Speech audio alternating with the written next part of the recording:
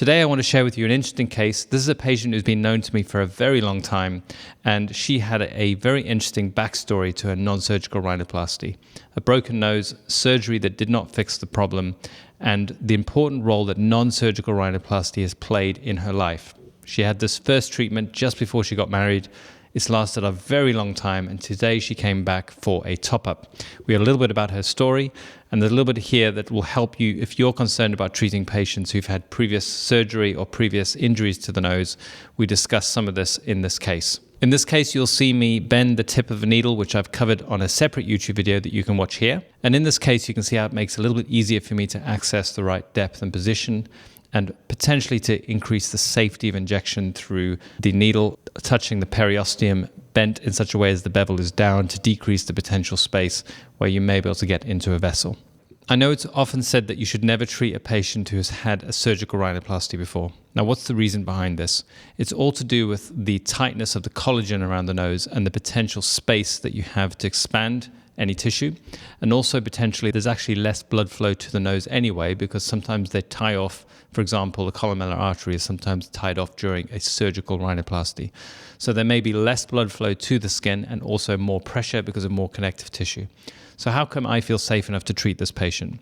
Well, the first thing I do with any non-surgical rhinoplasty is feel for any adhesions. If you have a nose that's very tightly stuck down to the surface of the bone or the periosteum or the cartilage, then you have much less room to inject. This is a complete contraindication. If you do inject a nose like this, what you'll see is a white bleb that arises when you inject, and that's because the pressure of the filler is now squeezing blood out of the capillaries instead of lifting the skin off the periosteum.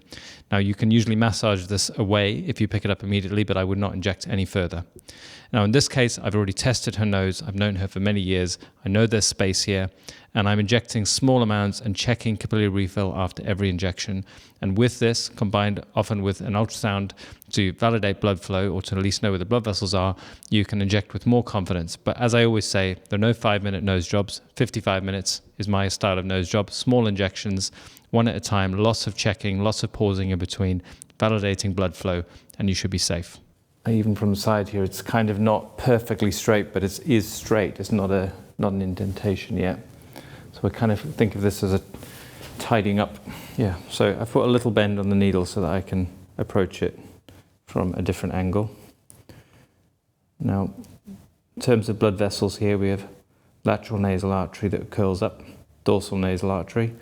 And because we're off the midline with where this indentation is, I will be near those vessels. So I'm going to do very small amounts each time and aspirate to check. I'm looking also very carefully at the reflection. I don't know if you'll see it on the camera, but if you rotate head left and right, often you reveal the contours of the nose with more detail. It gets complicated in terms of the reflections around here, whereas this side it seems a bit simpler. And this is the kind of thing that patients see when they're putting foundation on. You're trying to smooth the complexity of the nose, and you'll notice it more. And when this job is done, that'll become a much easier, simpler task. But I often only see it when either I move my head or where I move the patient's head to see the light reflex as it moves over the surface. If you imagine the moon, when it's just catching half like a crescent moon, you'll see the details of the craters much more easily just as the light is coming from the side. And that's what I'm doing by rotating around, is seeing the surface with more detail.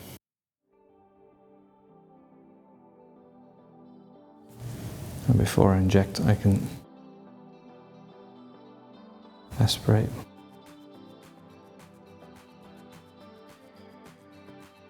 I also want to see the tissue rise as the filler goes in, which I can see.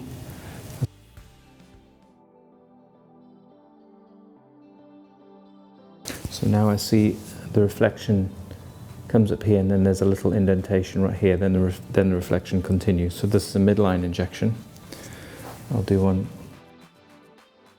right in the midline. I would right where the cartilage is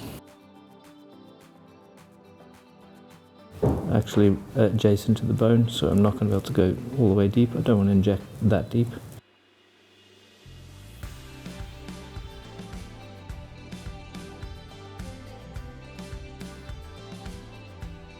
If you're wondering what product I'm using in this procedure, it is Juvenile Voluma. I am not a representative of Allergan, but I do like this product for its ability to hold its shape over time, as exemplified with this patient who had 4 years between treatments.